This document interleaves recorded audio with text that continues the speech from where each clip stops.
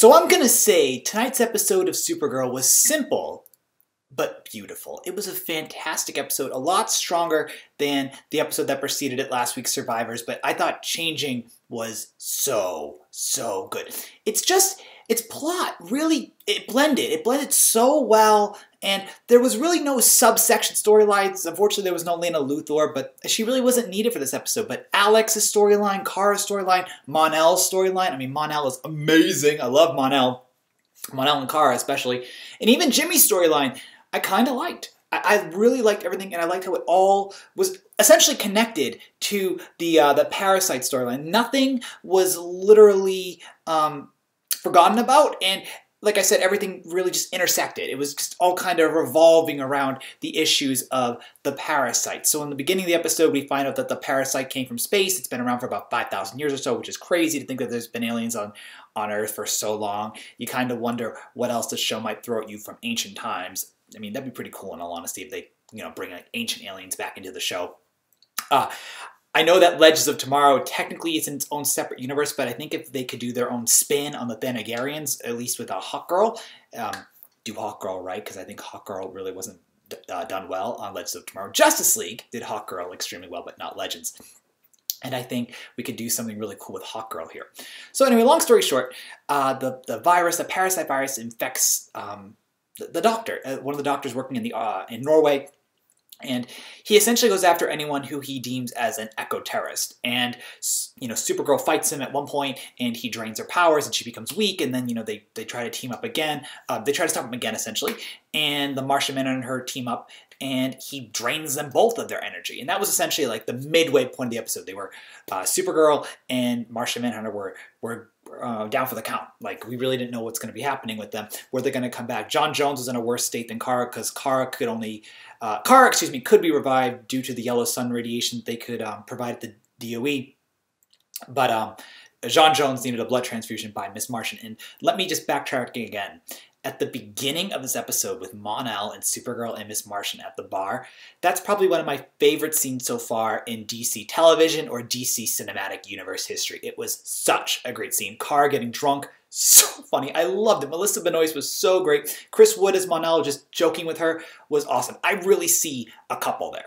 I really see it. If you guys follow me on Instagram, it's line_Robert.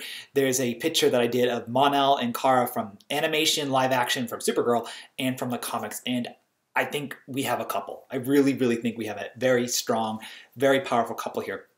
Now, prior to what I said where Supergirl and Martian Manhunter got knocked out, there's another really cool scene where Kara and Mon-El are essentially fighting over their morals.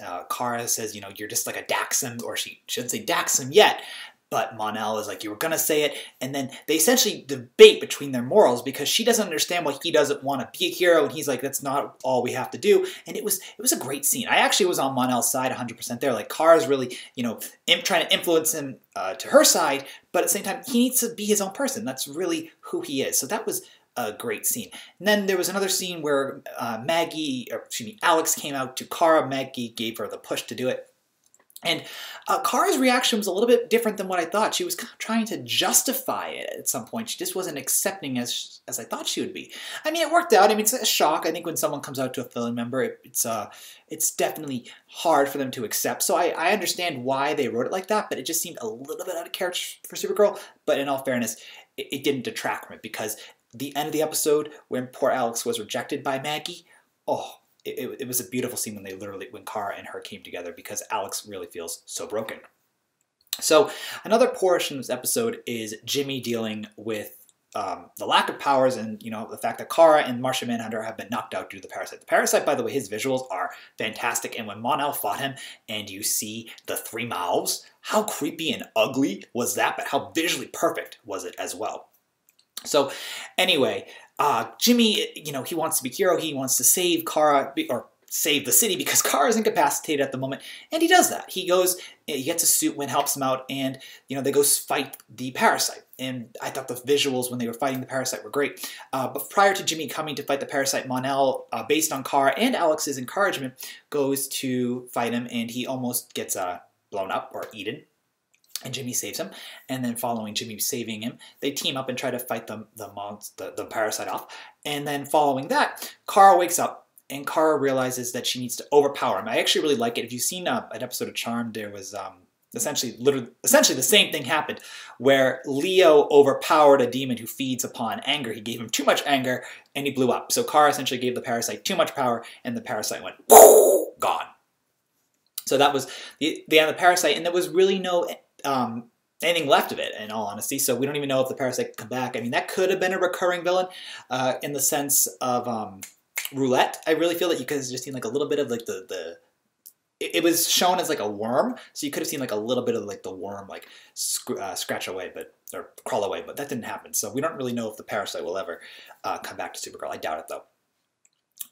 So Mon-El and Kara just had a great moment at the end of the episode when they're just looking at the Guardian. I love the two of them together.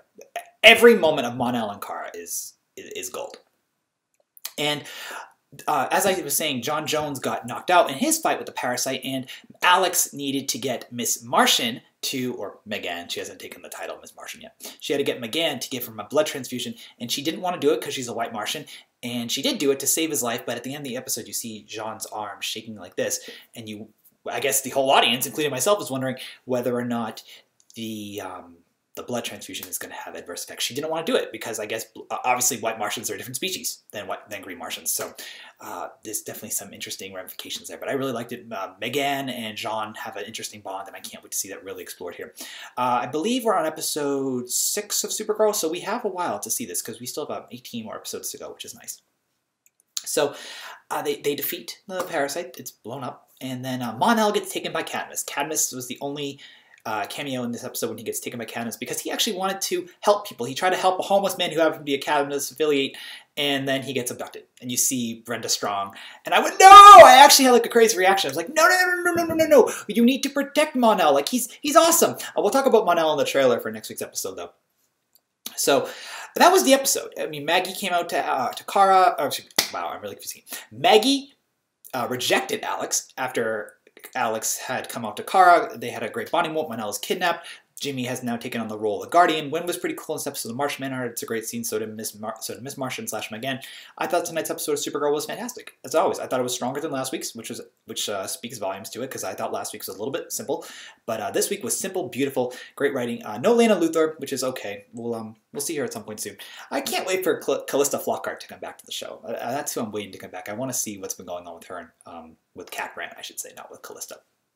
So anyway, share your thoughts about Supergirl in the comments below. I really hope you guys enjoyed tonight's episode. I thought it was fantastic. If I had to give it a rating, probably 4.5 out of 5.